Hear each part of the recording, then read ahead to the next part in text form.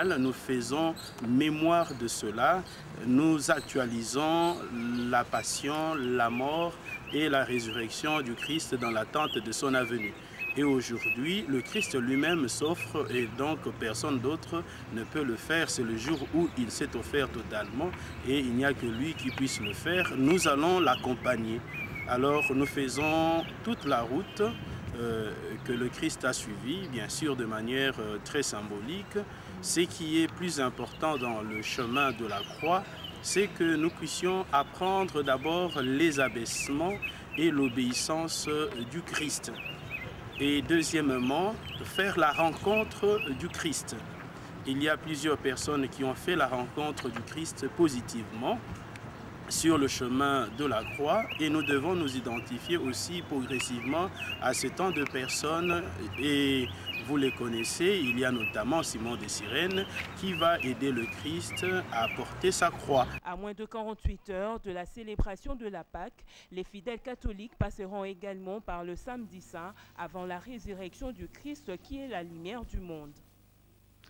De son côté, le pasteur Patrick Ngoudia de l'Église universelle de Jésus-Christ, à l'approche de la Pâque, invite tous les chrétiens à vivre chaque jour comme si c'était la Pâque en abandonnant la vie du péché. Le pasteur Patrick Ngoudia est ici au micro de Maxime Macabou et Georges Libenguet.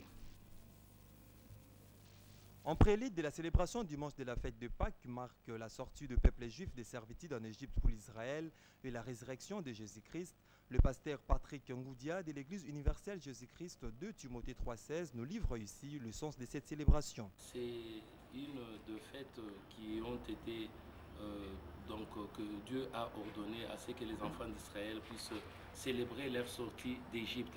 Le peuple d'Israël qui était en esclavagisme ou en servitude en Égypte devait un jour quitter le pays d'Égypte. C'est alors que non, quand nous lisons dans le livre d'Exode, Exode chapitre 12, au verset 1, nous avons déjà l'entête, on nous dit « institution de la Pâque ».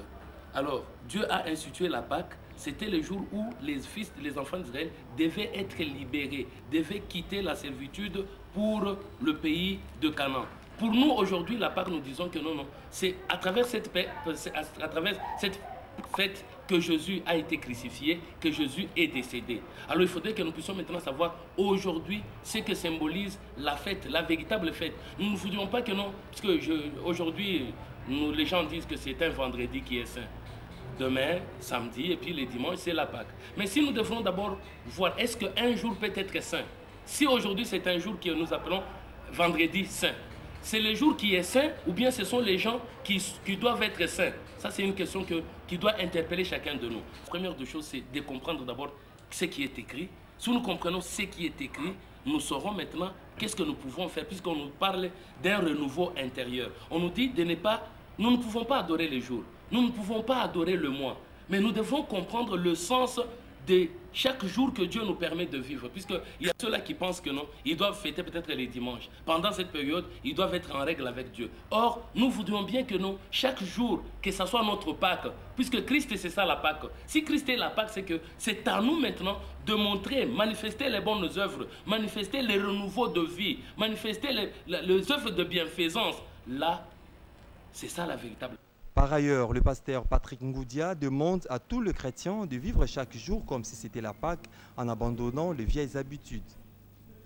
Parlons de la mode à présent avec ce ministre.